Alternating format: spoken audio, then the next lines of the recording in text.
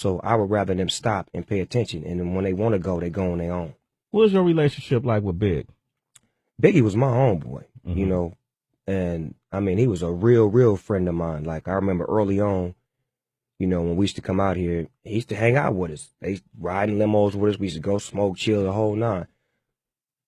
When he made that record, the last record he made, he played a song for me. I went to the studio with him, and he was like, I want you to hear this song. He was working with 10 Crack Commandments in this room with Preem, and he took me to another room, and he played this song. I'm dreaming of little jets and mansions and coupes and trying to sell records like Snoop. Oops. He played that record for me in front of all his homeboys.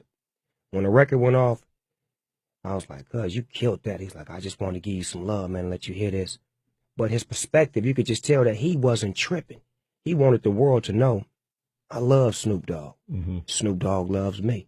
Because I had already put it on the line that I loved him. But he could never come back and say, I love Snoop, because he had to stay in his lane because Pac was on him so tough.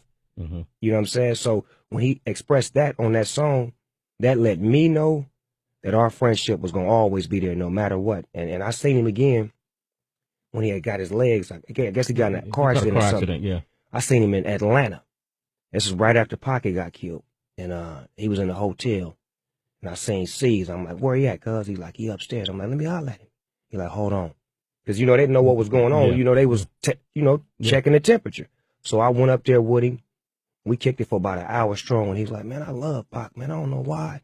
So we just was having that intimate conversation about how he never hated Tupac. Yeah. How he loved Tupac.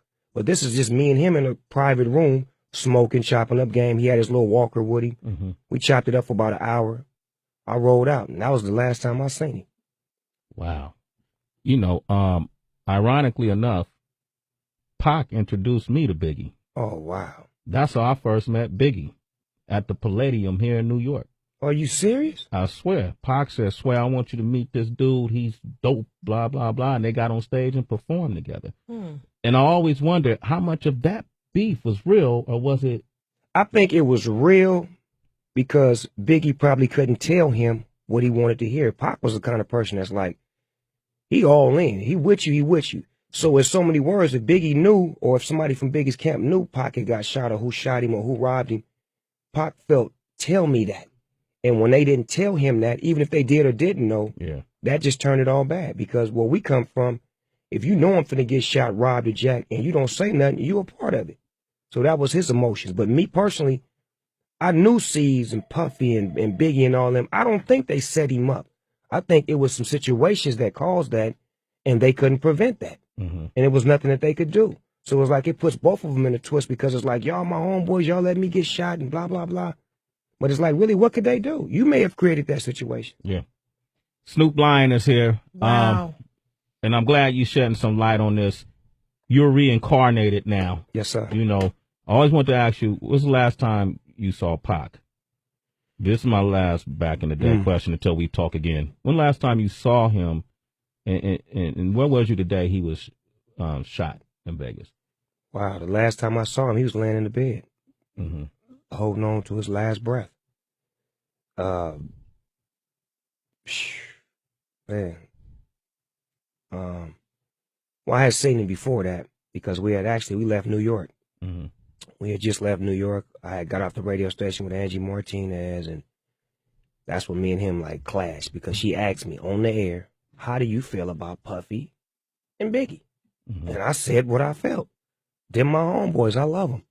When I got back to the hotel, it was a whole nother atmosphere. Like, he sent his homeboy up to get the bud from me, as opposed to him coming to get it. Mutai came and got the bud. Pac on some bud. Hold on. Tell him to come up here. He ain't coming up here. Give me the bud. I'm going to take it to him. So I felt funny. And then my uncle said something about, you know, they downstairs talking and blah, blah, blah. So when we got on the plane to go back to L.A. the next day, Suge didn't let none of my security ride with me. I had to ride on the plane with him, his homies, and Pac.